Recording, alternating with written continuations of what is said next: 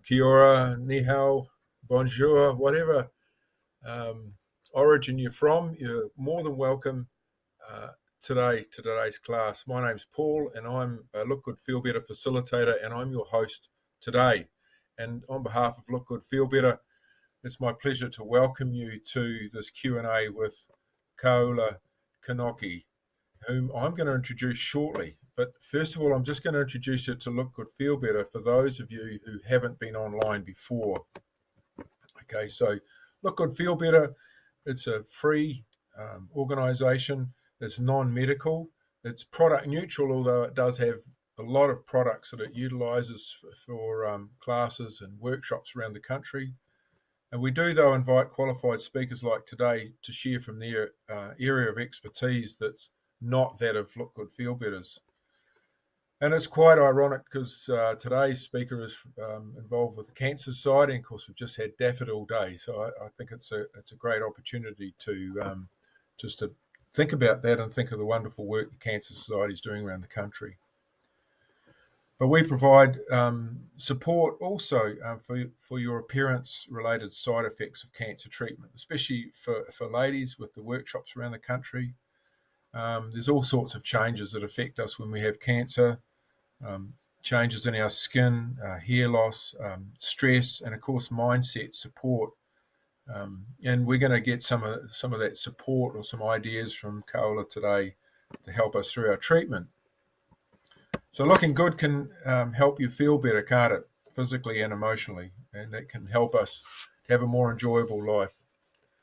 And we help men and women and teens affected by cancer, helping them just give them a little bit more confidence and control.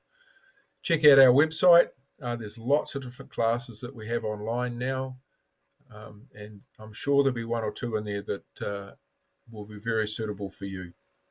You're welcome to join any of these Q&A classes. We have them every month. It's not a one-off system.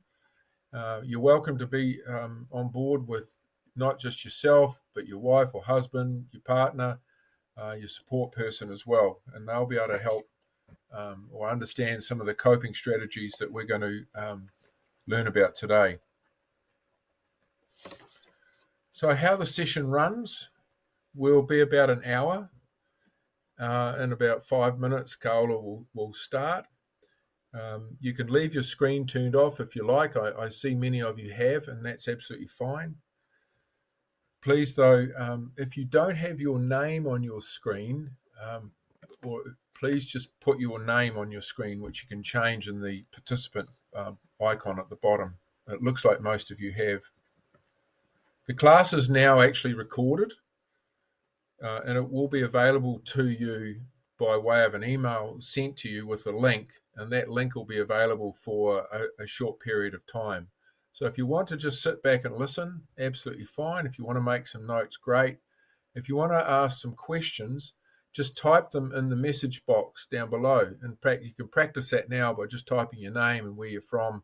You know, Paul from New Plymouth, and that'll just get you used to using that box. So if you think of a question on the way through with Kaola, then just load it in there, and we're going to go back and revise and look through those questions. You don't have to, but you can just raise your hand near the end of the class when we're at session question time. So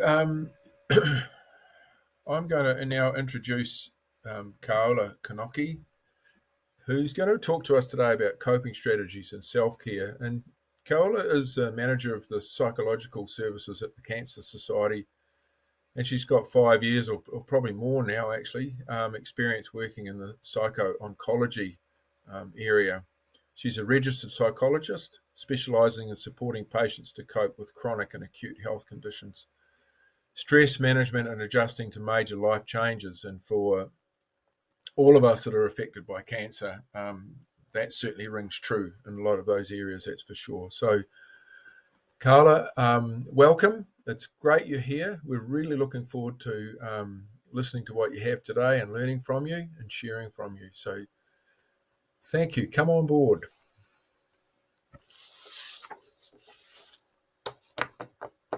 creating this space. It's lovely to know that this is a monthly offering for those out there across the country to gain insight on how they can support each other through their cancer experience. So kia ora tātou, and welcome everyone to today's session, which is about exploring coping strategies and approaches through their cancer experience. And as Paul mentioned, my name is Kaula Kanaki. I'm a health psychologist, and the area that I specialize in is understanding just how one's physical health can impact on how they're feeling about themselves, mentally, psychologically, and relationally. So today I'm keen to explore that in detail, just how we set up a plan for ourselves in coping through what can be one of life's major challenges is adjusting to a cancer experience. And as Paul mentioned, very timely with Daffodil Day that was on Friday. Auckland here was abuzz with excitement on showing up for each other in terms of providing support to reduce the impact of cancer on people's lives. So I'm very honored to be here today. So before I go into cancer experiences and ways of coping, I just want to acknowledge that I imagine many of you here today have your own ways of coping through this experience. And I'm also keen to hear from you what's been helpful, because I imagine hearing it from each other, having that lived experience and knowing what works for you is equally important to acknowledge and create space for. So that'll be something that I'm keen to explore in our Q&A section for today. So Flynn, if you don't mind taking us to the next slide for the overview.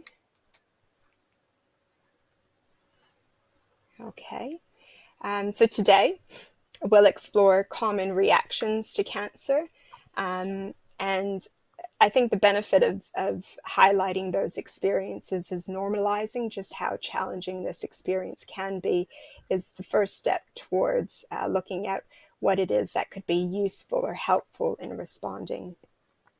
Then we'll explore different styles of coping and approaches that are useful to consider, including attention and distraction strategies, and Te Whare Tapawha, which is a framework that upholds different components of our health in terms of keeping our health in check. And we'll wrap up the presentation with an experiential exercise known as breathing or breath awareness. And finally, opening the floor to a Q&A. Glenn, next slide, please. So before we go into exploring coping strategies, as I mentioned, I think it's useful to understand just why adjusting to and living with cancer can be so hard. So many find that a cancer diagnosis and working through treatment, adjusting to changes, can trigger a range of painful emotions and distress. There can be real difficulty understanding what's going on, working your way through a complicated health system. There can be fears about treatment and what that involves. And so naturally, there's a range of intense emotions that come about. Confusion is quite common amongst people as they're adjusting to these changes, and it can be a time where communication is quite challenging, as intense emotions can interfere with your ability to hear and process really important information. And with heightened levels of distress, our ability to maintain an open and flexible attitude is limited. Therefore, thoughts can become more catastrophic, fear-based, as people, make sense of what's ahead for them. And so all of these changes will naturally impact not just on the relationship you have with yourself, but relationships that you have with others. It can impact on intimacy, sex, one's fertility. And so in essence, cancer has a way of impacting all corners of one's life. Next slide, please. So what's a normal, quote unquote, normal response? And this is a common question that we hear from people on an individual basis is what I'm going through normal? And as it turns out, every experience is very personal. And we see a wide spectrum of reactions and experiences.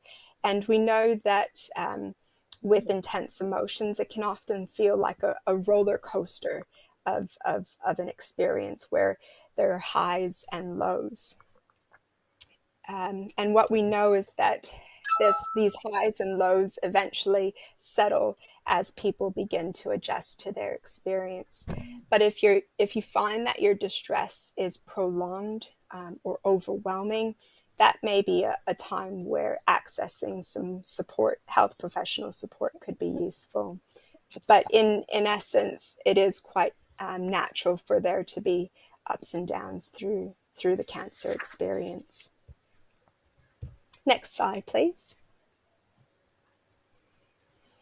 So whilst every person's experience is personal and unique from that point of view, there are patterns that we do see in people's reactions across the continuum of their cancer experience.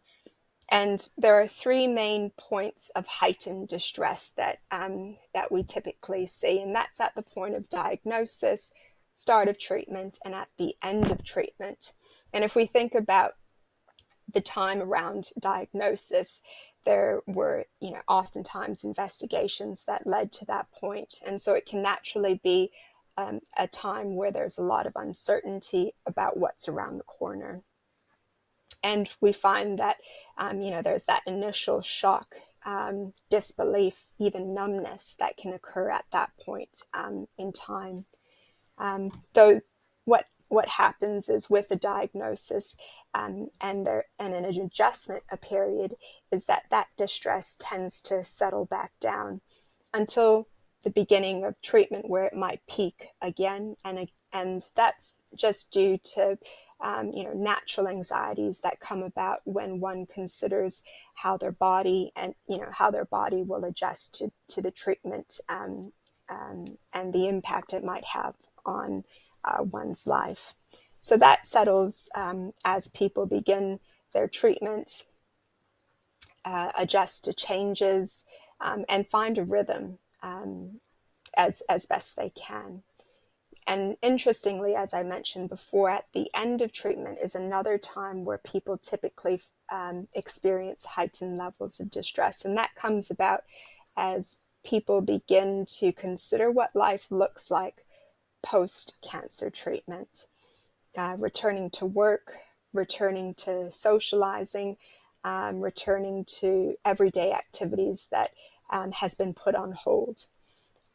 It's again the uncertainty of what's around the corner, and people often find that that catches them by surprise. They're gunning to get through treatment, and suddenly treatment has ended, that many haven't really considered what life looks like after. So that can be another time of processing. Next slide, please. So as we know, being part of being a human means that you'll inevitably experience a range of emotions, and especially so when adjusting to a major health event like cancer. There are strong and intense emotions that come about: uncertainty, confusion, sadness, fear, anxiety, anger, resentment. There can be spiritual distress, numbness, grief and loss that comes about when adjusting to changes. The important thing that I wanted to highlight is that these are all really natural emotions to have as people begin to make sense of what they're feeling. It's normal to be upset at this point in time, and to feel afraid and anxious. Um, though again, if these emotions are sitting with you longer and are overwhelming, that's perhaps a time where seeking some counseling to talk through what you're feeling um, as a way of processing could be really helpful. Next slide, please.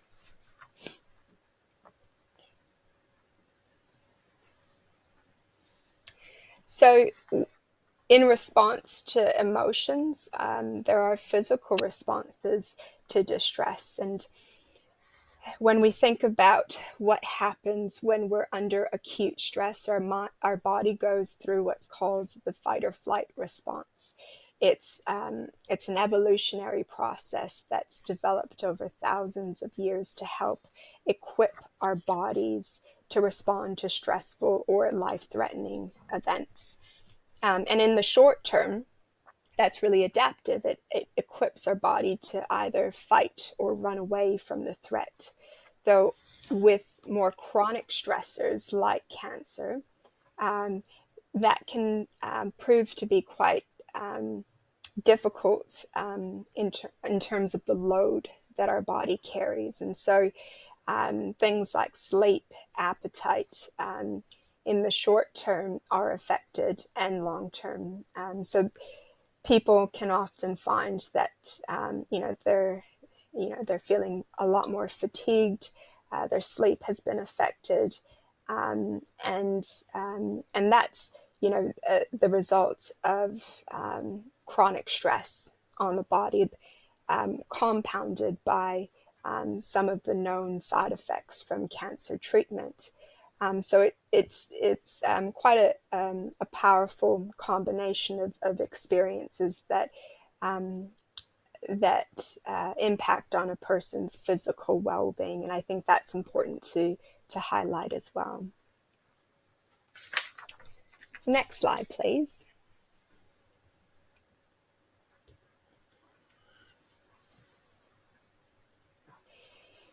So now that we have highlighted some of the common reactions to cancer and what distress looks like, I think, importantly, how do we cope with this cancer-related distress?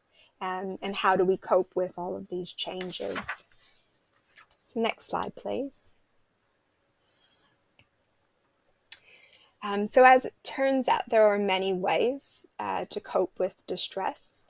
And what works for one person may not work for the next person. So in thinking about a coping plan, I created a snapshot of some things to consider, and we'll explore them in further detail in the following slides. But just briefly, it's really helpful to think about how we balance between attention strategies and distraction strategies.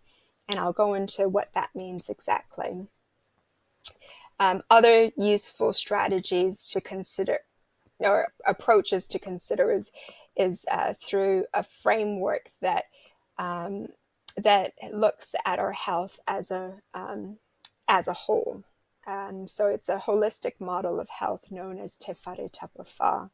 And again, we'll explore that a bit further in subsequent slides. And finally, being flexible and responsive to what's needed in the moment is another useful consideration when thinking about how we approach challenges ahead, is to think about being open to what's coming up and seeking solutions that will attend to those needs. So in the next slide, as I mentioned, useful to consider balancing between strategies that distract us from what's painful or what's uncomfortable, and equally so really important for us to attend to what's worrying us or to what's coming up for us. So attention strategies. And what we might find is that having a balance the whole time is unlikely to be the case. We might find that depending on where you're placed in terms of treatment or in terms of what's coming up emotionally, you might need more distraction or more attention strategies in place. It just depends on, again, what's coming up for you and being responsive to those needs. So in the next slide, we'll explore what distraction strategies look like. So distraction strategies are ones, again, that allows us to take a step away from what's on our mind or what's worrying us or what's upsetting us. And interestingly, it's a strategy that often gets a bad rap, but it can actually be really helpful when we consider using it in a balanced way. Because attending to our distress 24/7 is overwhelming and draining, and distraction again allows us just that bit of respite from what's overwhelming us, and it allows us to recharge and get a break essentially from the distress itself. And so if we go into the next slide, here are some examples of distraction strategies. So distraction activities or strategies are any activities that allows your attention to be completely absorbed by it. So whether that's watching a movie, reading, going out to garden, these are all ideas or all activities that essentially gets you out of your mind and into the present moment. Relaxation and breathing can even be helpful ways of distracting from painful experiences.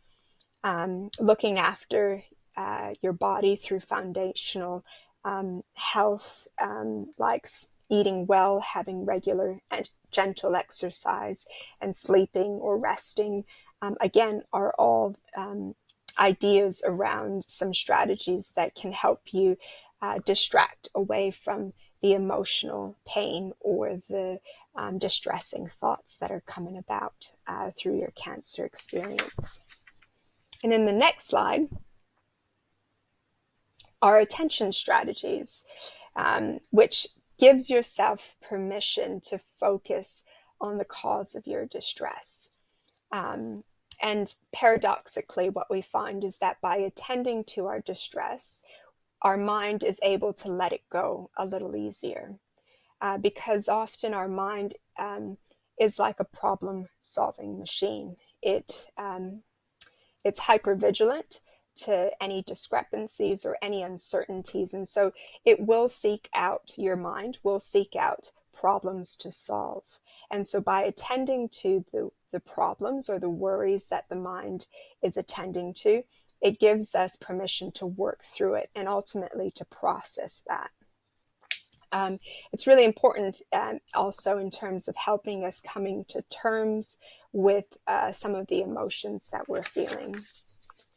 So in the next slide, there are some useful things to consider in terms of some strategies. So actually giving yourself permission to worry, which is known as worry time.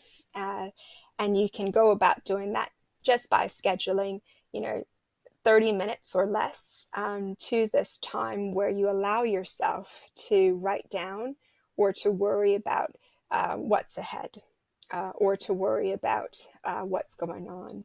And again, this allows us time to process, time to think about not just what we're worrying about, but also some of the solutions to these problems that we might be having.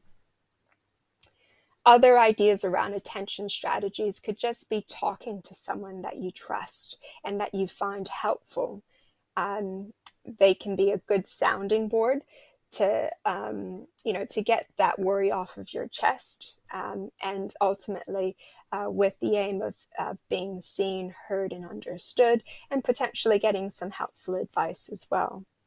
But these are some ideas around some attention strategies. Again, it's any strategy that allows yourself time to be with what's on your mind. Next slide, please. So in the last few slides, we explored attention versus distraction. I'd like to introduce another way of thinking about setting up your coping plan, which includes a model of health that explores your health as a whole. So thinking about your overall well-being and health is a model of health inspired by Te Ao Maori and developed by Sir Mason Jury, who is a well-known psychiatrist in Aotearoa. And he named this model of health as Te Whare Tapawha. So this model outlines 4 main dimensions of our health and well-being. And when these 4 dimensions are strong, the wharenui, or the person, is strong. So the 4 dimensions are taha tinana, our physical health and well-being; taha hinenaro, our emotional well-being or mental well-being; taha wairua, our spiritual well-being; and taha whānau, our family or social connection and well-being. And by using this model, we can consider how we might strengthen each pillar that might be shaken by a cancer experience. Next slide, please. So take, for example, taha hinenaro, which represents our mental health further defined by our thoughts and our emotions. And as previously noted, there are many difficult thoughts and emotions that are associated with the cancer experience. And we know that suppression or complete distraction from these experiences can ultimately compound our adjustment to these really natural thoughts and emotions that are coming about. So one way of, like the attention strategies, is to notice, acknowledge, and challenge any unhelpful thoughts that might be coming about, or just paying attention to what's coming up in the mind. So asking yourself, what are you worried about? What do you think might happen? What does that matter? What has made me have this thought? So understanding what's triggering these experiences. Is there another explanation or likely outcome? All of these questions are designed to help you name what's coming up in your mind, with the ultimate aim of seeking resolution. Because when we suppress or distract from it completely, that's when our mind ticks over, and that's where worry can continue to repeat itself. And so by leaning into the process, maybe again using attention strategies, it allows us to work through those problems. The other aspect of being able to acknowledge emotions is that there's a really interesting a phrase that's come about within psychological theories, which is name it to tame it. By understanding what's driving our thoughts, our emotions, we can respond accordingly.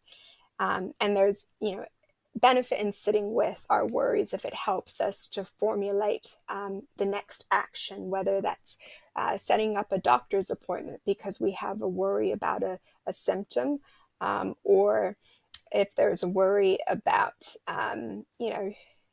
plans for the future, sitting with the worries so that you can formulate that plan, making a meal roster, transport difficulties. Again, sitting with these worries allows us to come closer to a plan. Alternatively, there may be no benefit in continuing the cycle of worry if there isn't necessarily a solution. And so rather than seeking out solutions, it could be more useful um, to to care for your mind and body as best you can in sitting with that uncertainty. And we'll explore how to do that in following slides, around particularly around how to express emotions. The last two strategies in this slide, affirmations and gratitude affirmations, you might come to that by asking yourself, what would you say to a friend who's in this situation, to come up with a helpful phrase or response to yourself, that self-talk that you have to encourage support within yourself to cope with these difficult experiences.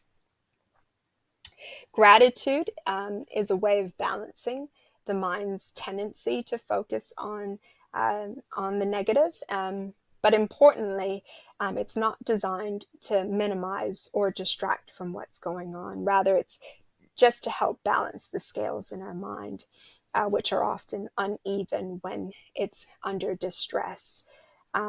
So by practicing gratitude, it's flexing the muscle in noticing what might be going well, what we're grateful for, or what we're noticing just in general. It's a way of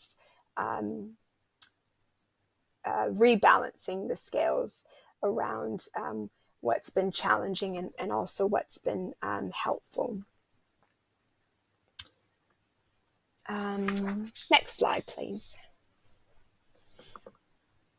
So, in addition to attending to our thoughts, an important step in strengthening our taha hinenaro is knowing how to experience and express our emotions. Emotions play a critical role in our lives, and when you tune into them, you have access to really important information that helps us with decision making as it orients us to what's important. And it allows us to connect with ourselves and with other. Our ability to express sadness or to express anxiety means that it's a way of communicating to other people what we're feeling on the inside. And it allows for social cohesion when we can connect to each other on that level. So the aim is to be able to regulate our emotions, not suppress. So you can and in other words, we're unable to completely control our emotions, in the sense that we can't tell ourselves not to be sad or not to be anxious. So a more helpful approach is just by allowing yourself to feel what you're feeling without judgment, that this emotion's coming up in response to really upsetting experiences. And so rather than trying to get rid of the emotion, it's about how do we move this emotion out.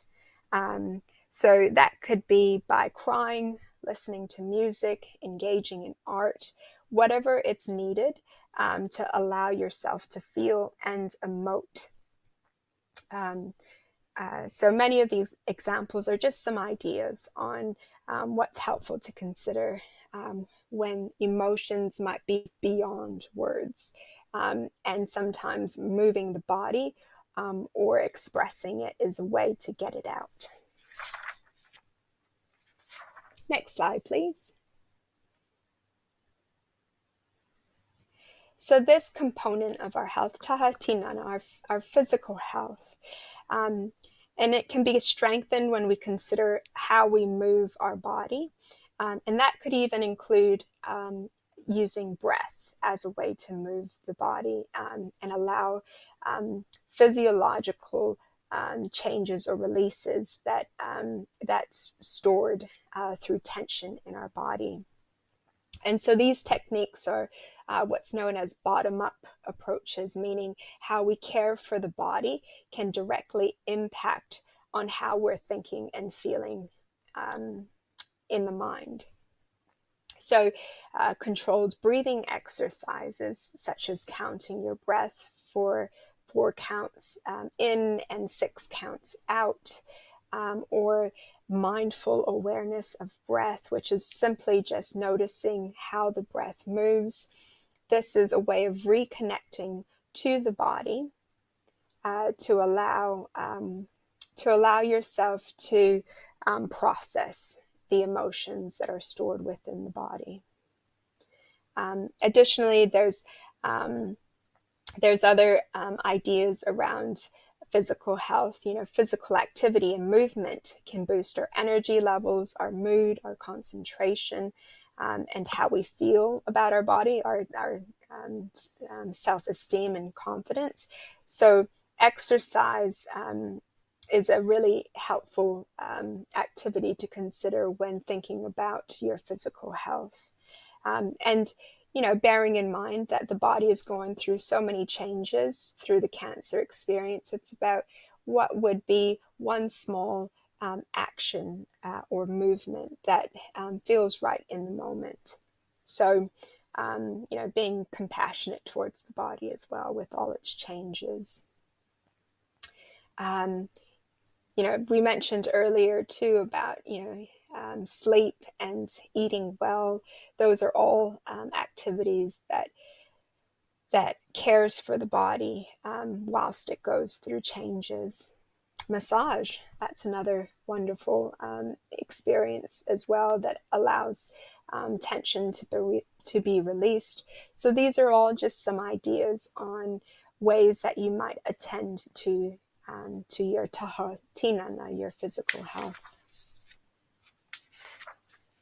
Next slide, please. So this component of our health, taha whānau, or our family and social health, as social creatures, connections are really important to us, and as they promote a sense of safety and understanding.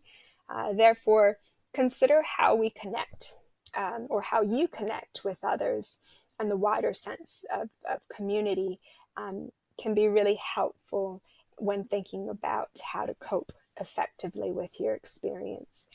Consider sharing food, asking for help, playing in a team sport, joining a community group. These are all activities that allow you to be amongst others, which, when under distress, is really important because it means that you're not holding this experience alone.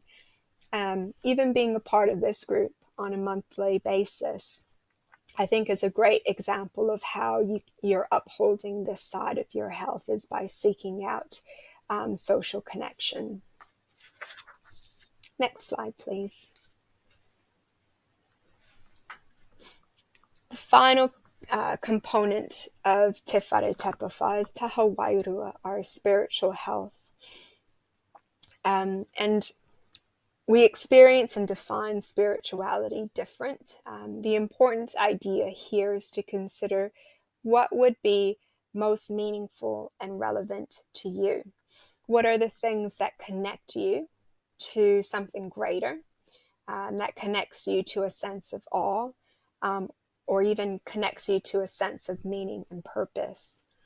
Some find that connecting with a spiritual community important, while others prefer connecting to the whenua or land, others to significant places. It's really just about finding what you connect to, that connects you to something greater. Creativity is a way that we can build a spiritual practice by shaping life through music, art, dance. We connect more deeply with ourselves and with life. Mindfulness can also be considered a spiritual practice as well, if it means connecting to your own experience, and awakening to those moments to moments as they arise. Prayer, karakia, for some can be really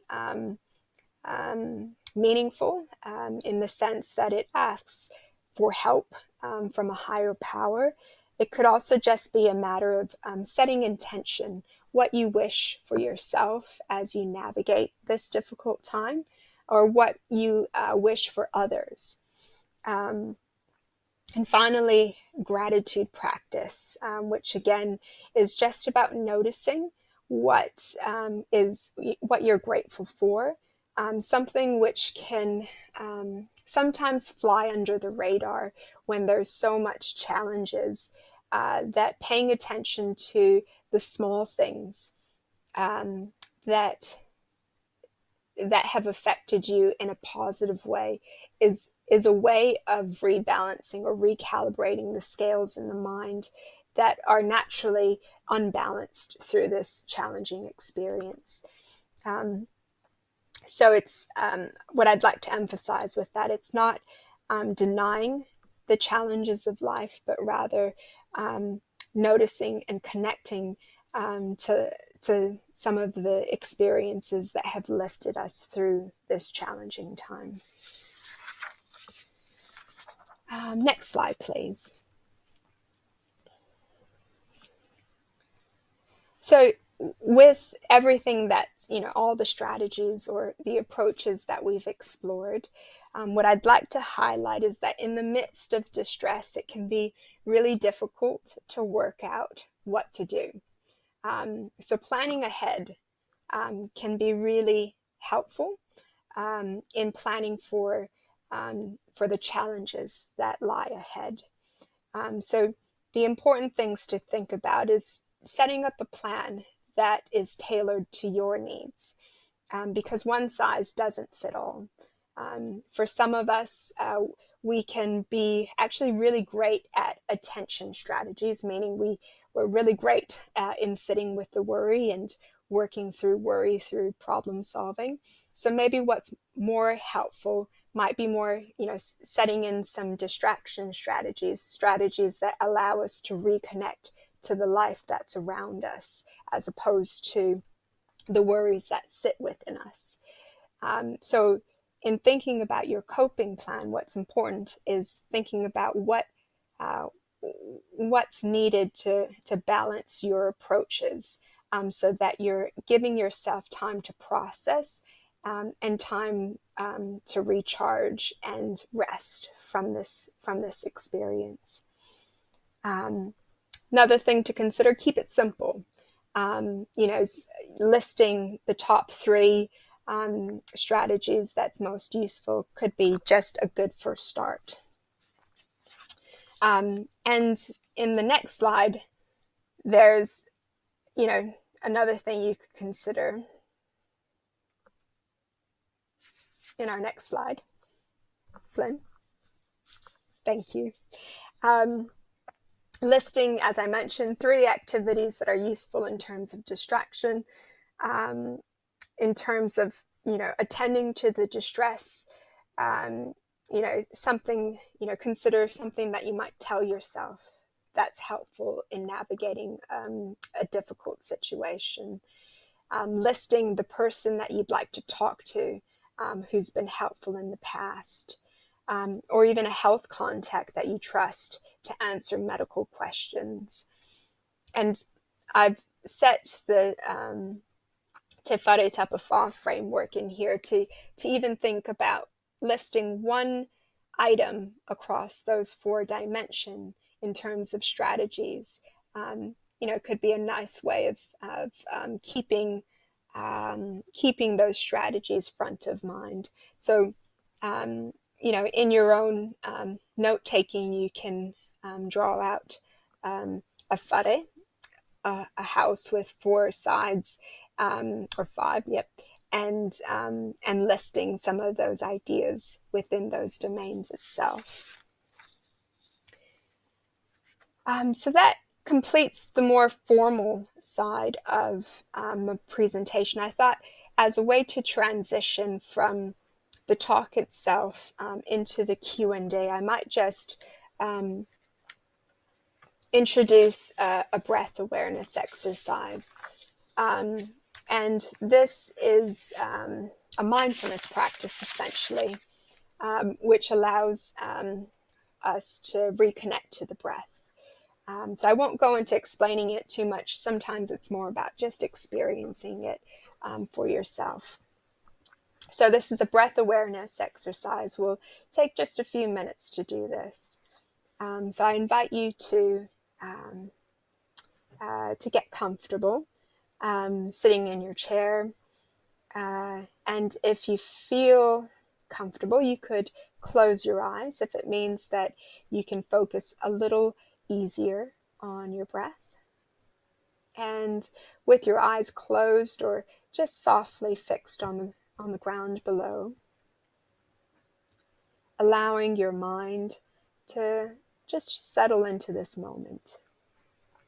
And we'll take notice of our body as it sits in the chair, noticing all of the points of contact that the body makes with the chair or whatever you're sitting on. And connecting over now to the breath, noticing how it flows and moves on its own accord. There's nothing to do, nowhere to be other than just following the breath as the breath comes and goes.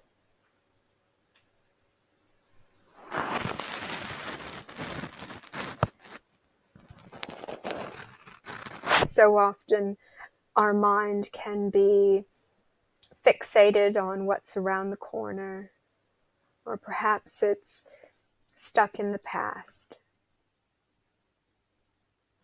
This is a practice of just gently bringing the attention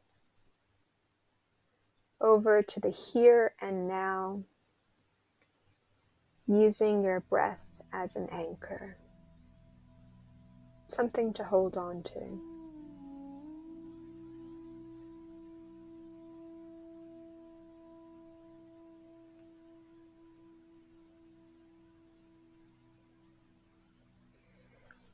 And we'll bring about curiosity to this everyday experience. Just noticing, where in the body do you feel the breath move?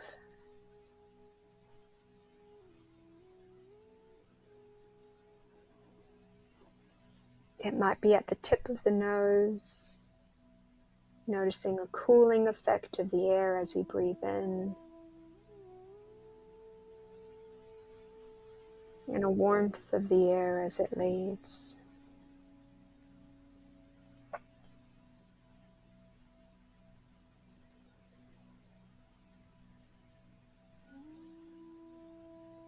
Or it might be in the gentle rise and fall of the chest as it expands and contracts with air.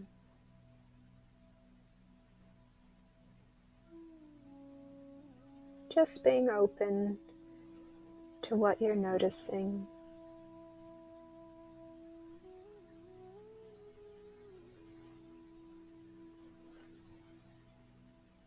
And if the mind wanders, which it will, just notice what's captured the mind's attention and bring it back. Back to the breath.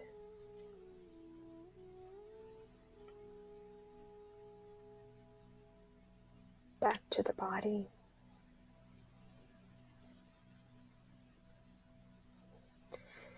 And we'll linger here for a few more moments. And just know that at any point in your day, if you notice that your mind has raced with thoughts about the future or thoughts about the past, know that you can always return to this place.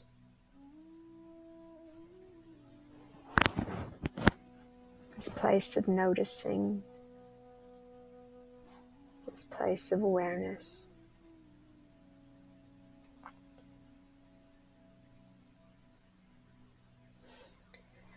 And bringing some gentle movement back into your hands and feet, and opening your eyes if they were closed.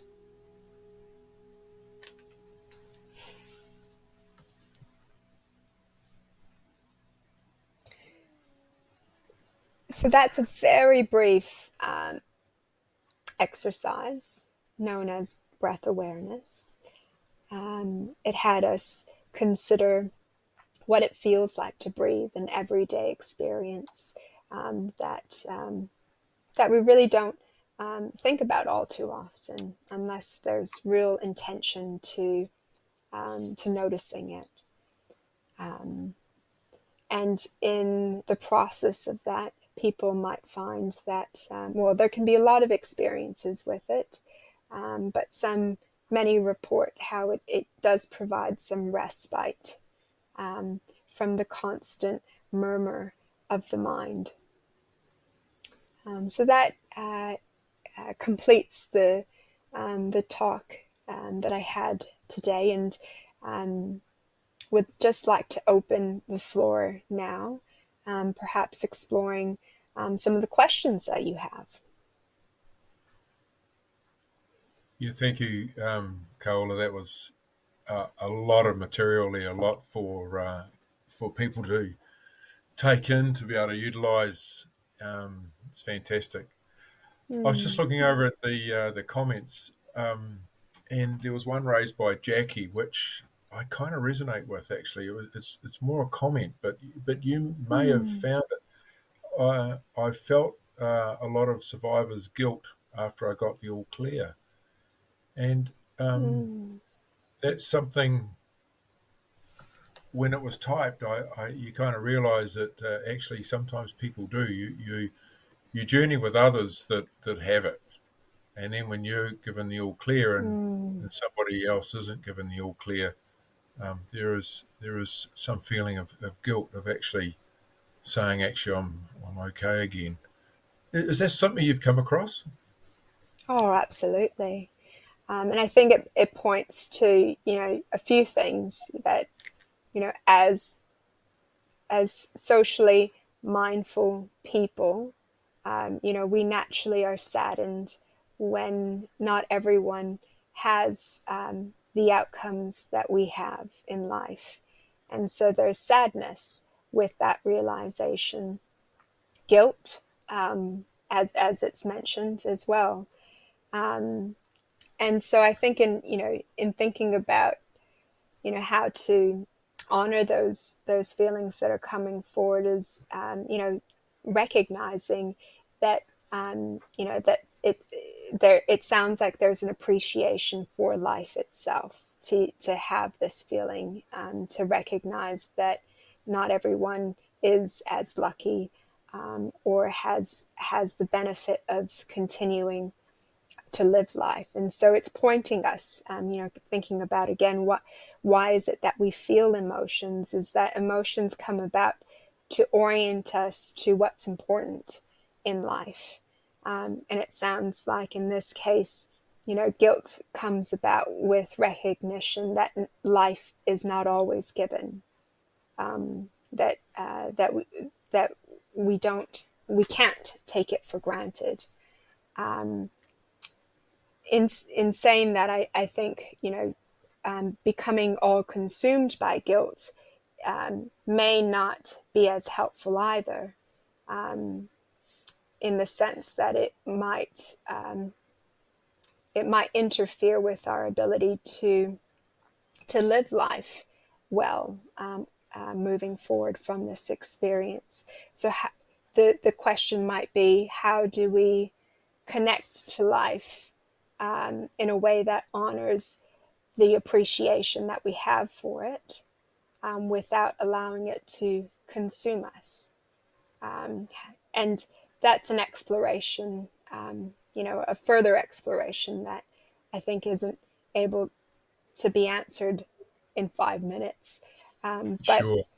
what people do find is that this is the beginning of a journey for them in terms of making sense of, what's important in their lives or what has become important, and thinking about what actions or what responses that we want to instill in our lives to to to make sense of this experience. Yes, thanks. I just want to briefly mention. I did mention that this is being recorded. None of you as attendees will be recorded. Okay, it's just the screen that Carla and I are on. It's a separate system, so don't be afraid to, when we're asking questions and so forth, or you won't be seen, if you like, on the recording. So I want to just open it up now. If you want to turn off your mute, all you have to do is hold down your space bar if you've got a PC in front of you. If you've got your phone, just click on the unmute button, and you're more than welcome to ask a question.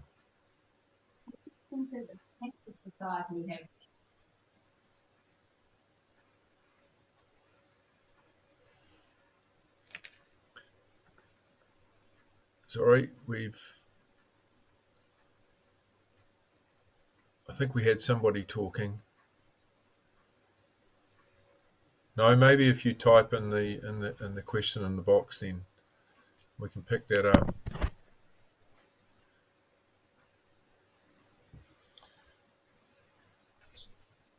Okay, all right. No, that's good. At the beginning, you mentioned, what does life look like post-cancer treatment? And for some people, there's permanent change. So life as it was is no longer as it was. It's something new. And for others, you return back to a sense of maybe like what it was. Do you find, when we talk about coping strategies with that there's, I love the idea of your plan and all of the things that you've covered. Is that something where people struggle with? Of creating a plan or of Well, moving in forward? terms of adjusting to permanent change, it could be, the loss of the body component, body parts, loss of Yeah. the ability to do certain things. Oh, absolutely. I think, and what can be useful to help people in recognizing why it's so difficult to adjust to changes is that, much like the grief process, where the physical loss of a loved one, that's something that you don't just miraculously get over or forget or let go of. Grief in the loss of a loved one, carries through with you for the rest of your life. Um, and so, in many ways, the changes and the losses that happen on a physical level for people who have completed treatment means that it's a grief that does sit with many for the rest of their lives. Okay. And yet, what we know in the grief process is that there can be a lot of changes, perspective changes in terms of what's most important, and so using values as a way of finding a way forward can be a helpful line of inquiry for people. Right. There's a number of questions coming in now, and look, I fully understand what they're talking with regard to the anxiety associated with checkups or further doctor's visits and so forth. So there's some comments here around, I feel more worry than relief after going into remission. How do I get past this? And it's Yeah. another one there. It's always sitting there in our mind. And the anxiety component pre your getting your results, the heartbeat raises, the anxiety levels raise, is there some coping things that we can do for that? Yeah. If you head to our website, there's more extensive resources about this, but that's essentially what we call fears of recurrence. And as one of the members here said, it's always sitting there in the back of your mind, and for understandable reasons, right? You've been through this life-changing experience, and your mind is hyper vigilant, or hyper aware of the risk, of being human, of having a body that can at times struggle physically, that the mind will be attentive to any possible threat moving forward. So there's a really cool animation on our website that talks further to this process. But the first step in managing fears of recurrence is just acknowledging that there are these thoughts that are present, and by acknowledging, we can then consider, how useful is this worry that we have in our mind? Because there are times where it's really important to listen to worry, if it means pointing you in the right direction. So if it means getting a checkup, or if there's a symptom that's unusual that you are meant to look after, then it points you to getting the help you need. But if there isn't anything further to do with that worry, then it's about allowing that worry to be present, without the need to get rid of it, because we know we can't get rid of thoughts. So what is it that we can do to engage in life meaningfully? So the last step is engaging in a meaningful way, whether that's going out for a walk, or talking to a friend,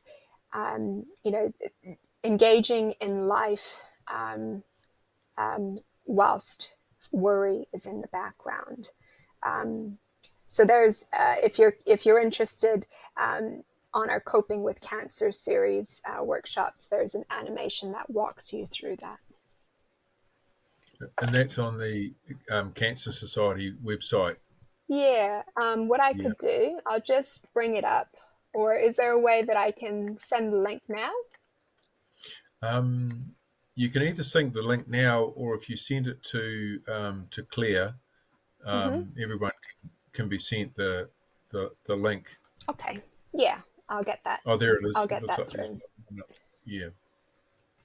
Okay. We're pretty much out of time, but it's really important that we've covered everyone's questions and we've given everyone the opportunity to ask. So is there anybody else that would like to ask a question or clarify what's already been said? I see another question. Great session. What would be your advice to help with fatigue? There's a webinar specifically on that as well. Mindful that we might not have time to explore that in detail, but that's on our website as well. Is that okay, Sarah? I know I want to make sure that, okay, cool. Yep. All right. Cole, I want to thank you so much for your time today. It's been really, really valuable. And I'm sure everyone that's attended today has got something out of today, certainly in terms of things to help them balance, if you like, the attention and the distractions. So really, really appreciate that. In closing, I'll only be a moment. I really hope that everyone's appreciated today. We thank you so much for choosing to join with us, because Sunday afternoon it's so easy to put your feet up and have a relax, but it's hugely valuable, and you are part of a wonderful community with Look Good, Feel Better all over the country. People are are engaging in different ways.